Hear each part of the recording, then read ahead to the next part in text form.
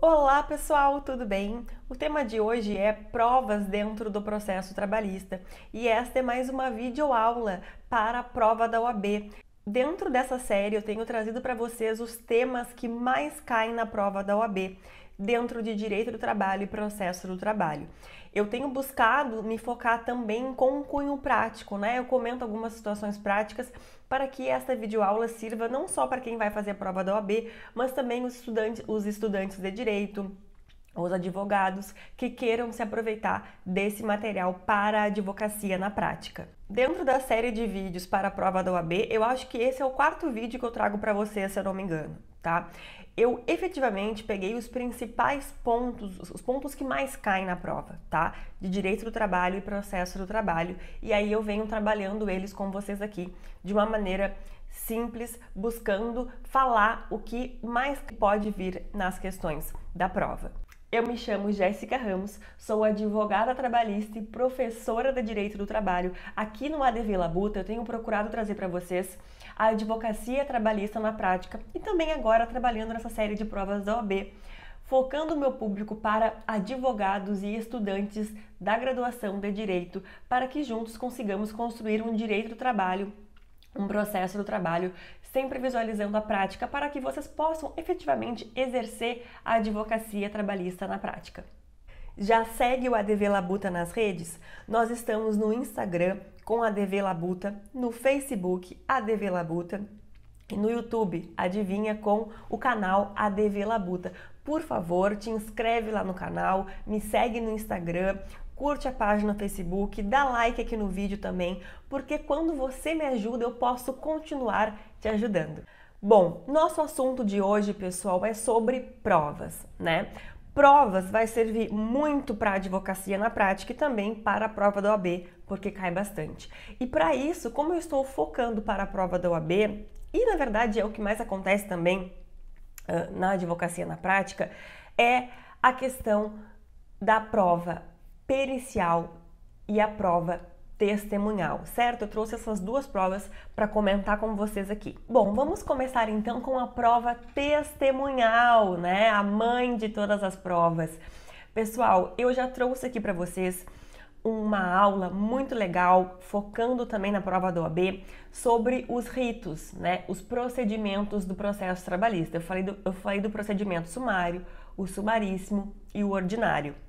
Então é importante que vocês voltem lá naquela aula, tá? Procedimentos do processo trabalhista, aqui no canal, também está no IGTV do Instagram e no Facebook também. Então vocês têm que ver essa aula antes para terem uma noção maior do que eu tô falando aqui. Bom, e no procedimento ordinário, pessoal, então as testemunhas, elas são um número de 3 testemunhas por cada parte. Como é que funciona, pessoal? A parte tem que levar a testemunha, certo? E o que a CLT tem de previsão? Se chegar no dia da audiência, essa parte não for, né? Essa testemunha não foi, eu convidei ela não foi, o juiz vai adiar a audiência e vai intimá-la, tá? Intimada a testemunha, ela não vai de novo na outra audiência que foi designada, cabe sim a sua condução coercitiva. Então, para a prova da OAB, cabe sim condução coercitiva de testemunha, certo? No rito ordinário, e vamos ver que também vai caber no rito sumaríssimo. Tá? Bom, rito sumaríssimo. Quantas testemunhas, pessoal? 2 testemunhas por cada parte, tá? Isso é importante. E o rito sumaríssimo é o que mais é utilizado agora. Eu falei lá para vocês na aula de procedimentos do processo trabalhista. Por quê? Porque o valor da causa agora ele é calculado sempre, né? Ele é líquido quando entramos com a ação. Então a gente sabe qual é o valor da causa e a gente tem que entrar ali certinho com o rito designado, né? Pela CLT. Rito sumaríssimo são aquelas causas de 2 salários mínimos até 40 salários mínimos, tá? Então é um número, uma gama muito grande de ações com esse valor, certo? Então quantas testemunhas são? 2 testemunhas por parte, tá? Aqui é a mesma coisa, a parte que tem que levar a sua testemunha, então ela comparece sem intimação judicial. Agora, se chegou no dia da audiência e ela não foi, eu posso pedir para o juiz intimar. A mesma coisa do rito ordinário. Só que aqui é importante porque a CLT traz essa previsão especificamente. Tem que haver prova do convite no rito sumaríssimo para que eu peça a intimação judicial dela, né? Então, o meu cliente convidou uma testemunha, ela não foi, chegou no dia da audiência, eu vou pedir, excelência, por favor, eu quero que essa testemunha que não veio seja intimada. E aí o juiz vai me perguntar, doutora, tem a prova do convite? E eu tenho que ter prova do convite no rito sumaríssimo, tá? Senão, não vai intimar e daí eu perdi a prova, perdi a testemunha. Então, pessoal, não só para a prova da OAB, mas no dia a dia do escritório de vocês, adotem isso de mandar convite para a testemunha, tá? Façam um documento convidando mesmo, né, para audiência no dia tal, tal horário, contrato de trabalho tal, e peçam até para o cliente de vocês levar nos correios com a R, tá? Que aí vai ficar provado que essa testemunha recebeu o convite e eu vou ter a prova do convite. E aí, se de novo ela não comparecer, mesmo com a intimação judicial, é a mesma coisa do rito ordinário, ela vai ser conduzida coercitivamente. Então, cabe condução coercitiva de testemunha no processo trabalhista, seja no rito sumaríssimo, seja no rito ordinário. Prova pericial. Essa prova é muito importante. Quando que a gente vai realizar, pessoal, a prova pericial no processo trabalhista? Quando a lei exigir ou quando a lei não exige, não tem previsão legal, porém o fato exige a produção de prova pericial para a comprovação do fato de alguma situação, certo? Quando que a lei exige? Um exemplo, né? Perícia técnica para apurar as condições de trabalho acerca de adicional de insalubridade, adicional de periculosidade, tá? E quando que eu vou ter que o fato exige, por exemplo, doença do trabalho, né? Então eu trabalhei numa empresa e aí adquiri ali uma doença na coluna por causa da ergonomia, da posição que eu trabalhava, do esforço repetitivo, e aí eu entro com uma ação trabalhista alegando doença do trabalho, né? Equiparada a acidente de trabalho. O que vai acontecer aqui? Eu vou ter uma perícia médica, né? Pra gente apurar se a minha doença tem um nexo de causalidade com o meu trabalho, a minha atividade laboral. Eu falei para vocês aqui que adicional de insalubridade e adicional de periculosidade são exemplos, né, de perícias técnicas que acontecem que a lei exige, tá? Isso está lá no artigo 145 da CLT, este exemplo que eu trouxe para vocês.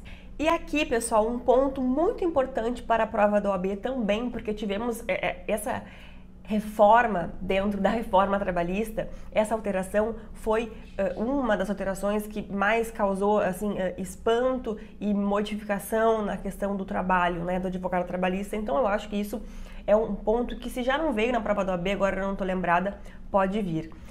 Eu estou falando para vocês de prova pericial, certo? Então eu vou, um bônus nessa aula aqui, eu vou falar rapidinho sobre honorários periciais. Isso alterou, né, pessoal? Quem paga a perícia, tá? Então, digamos aí que essa pessoa que eu falei que adquiriu uma doença na coluna pelo trabalho, entra com ação trabalhista e tem que fazer uma perícia médica. Quem paga os honorários desse perito que vai fazer a perícia médica? Pessoal, é quem for sucumbente no pedido, tá? Não é quem for sucumbente na perícia, né? A gente costuma falar, e eu me incluo nisso, que quem paga a perícia é quem perde a perícia, tá? Não, é quem é sucumbente no pedido. Então, se eu estou pedindo reconhecimento de doença do trabalho e a perícia, o perito reconhece que tem doença do trabalho, tá? E depois o juiz, em sentença, reconhece que não, tá? Porque o juiz não está adstrito ao laudo, né? Sabemos disso. Eu ganhei na perícia, né? Ganhei na perícia, vamos falar assim. Porque a gente fala assim na prática, mas eu perdi o meu pedido, né? Meu pedido foi improcedente, eu fui sucumbente no meu pedido de reconhecimento de doença do trabalho. Aqui, o juiz, por exemplo, sentenciou, né, improcedência, recorri, enfim. Perdi o meu pedido, é ótimo, socorro, tá? Mas vocês entenderam. Então, quem paga sou eu, tá? Porque eu fui sucumbente no meu pedido, tá? Então, isso é bem importante, isso pode vir na prova da OAB, tá? Tem que saber isso, pessoal, para a prática, e para a prova também é muito importante. Ah, mas aí, e se o cliente for, se o trabalhador for, ou a parte, né, seja reclamante ou reclamada, na verdade, for beneficiário da justiça gratuita? Pessoal, não vai ter a gratuidade aqui desses honorários, tá? Não vai ser isento disso, tem que pagar igual, tá? E depois a gente vai conversar sobre isso, tá? Na questão de custas, que é a nossa próxima aula da OAB. Então a gente vai conversar sobre isso, sobre custas, honorários e tal, quando é que a justiça gratuita ela vai abranger, o que que ela isenta, tá? Mas aqui, só como estamos falando de provas, tá? Honorários periciais, quem paga é a parte sucumbente no pedido e justiça gratuita não elide isso, tá? Artigo 790-B da CLT. E outra coisa bem interessante, o assistente técnico, pessoal. Sabe assim, lá no escritório eu trabalho muito com o trabalhador, né? Os meus clientes são basicamente os reclamantes dos processos trabalhistas, tá? Temos algumas empresas que assessoramos e que até fazemos defesa quando recebe alguma reclamatória trabalhista, mas na maioria é o trabalhador, é o reclamante para os quais eu trabalho, para o qual eu trabalho. Então, quando eu faço uma perícia de insalubridade, por exemplo, e eu acompanho meu cliente, eu não tenho assistente técnico, tá? Não tenho. É claro que a gente nós não somos engenheiros, por exemplo, de segurança do trabalho, né? Mas a gente acaba sabendo muito do assunto, tá? Sobre as NRs, sobre questões mesmo que são lá da engenharia de segurança do trabalho, né? A parte de segurança do trabalho, higiene, saúde do trabalho. Mas a gente aprende muito advogando nessa área sobre essas temáticas, porque a gente tem que saber impugnar um laudo, a gente tem que saber acompanhar uma perícia, a gente tem que saber o que a gente está pedindo, né, para não estar inventando adicional que não existe. Então, eu não levo assistente técnico, mas as empresas, pessoal, principalmente as grandes empresas, geralmente têm um assistente técnico, né, uma engenheira, um engenheiro que acompanha a perícia ali. A perícia técnica. Esse assistente técnico, pessoal, quem paga, tá, é quem contratou, tá? Então, você aí tem uma empresa, né? Advoga para uma empresa e a empresa contrata assistente técnico para acompanhar a perícia, é ela quem vai pagar esse assistente técnico. Aqui não tem que se falar de honorários de parte sucumbente do pedido, tá? Aqui não. Bom, pessoal, era isso. Tudo certo? Gratidão por terem me acompanhado e até a aula da semana que vem.